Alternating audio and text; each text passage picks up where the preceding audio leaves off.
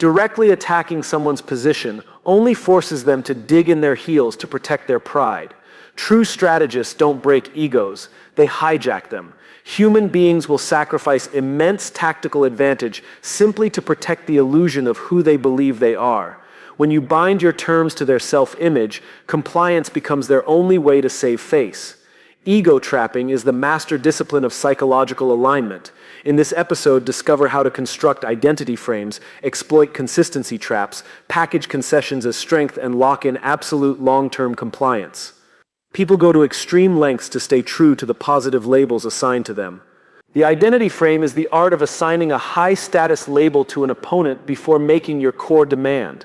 By publicly praising their unmatched fairness, bold vision, or rational problem-solving, you establish a prestigious identity floor. When you subsequently present your terms, you frame them as the natural choice for someone of their elevated caliber. Rejection is no longer just a disagreement over terms, it becomes a direct contraction of their own praised identity.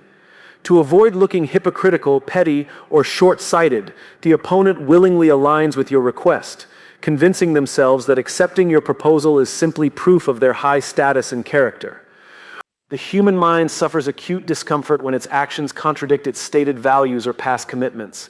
The consistency trap exploits this psychological need by securing small, principled agreements early in the interaction. You guide the opponent into publicly affirming general statements about integrity, flexibility, or mutual growth. Once these micro-commitments are anchored, you introduce your primary strategic demand as the logical continuation of their stated principles. Denying the main request forces them to explicitly contradict the standards they championed moments earlier. Trapped between tactical surrender and psychological inconsistency, their desire to maintain a coherent self-image overrides their strategic greed, compelling them to yield without a fight. When an opponent perceives a concession as a defeat, their ego erects an impenetrable wall.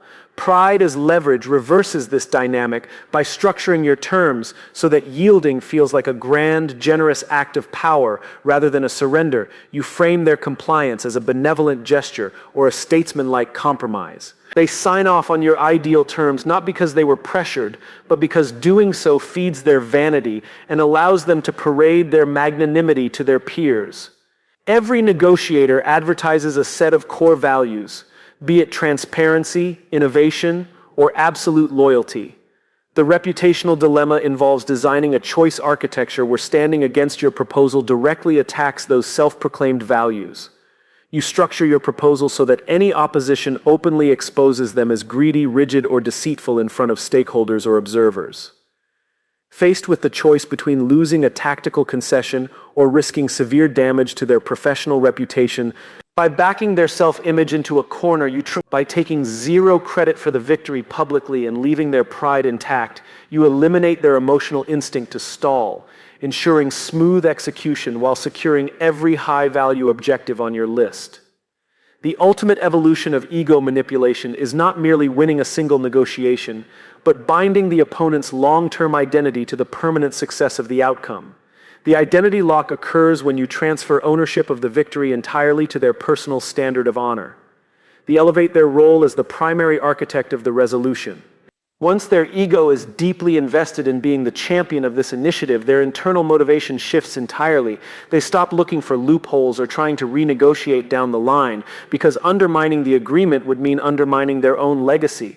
In fact, they will actively defend, enforce, and protect your terms against internal pushback from their own team to guard their personal credibility. By making their vanity the guardian of your interests, you achieve the ultimate strategic position. Permanent, self-enforcing alignment where the opponent guards your victory as if it were their own.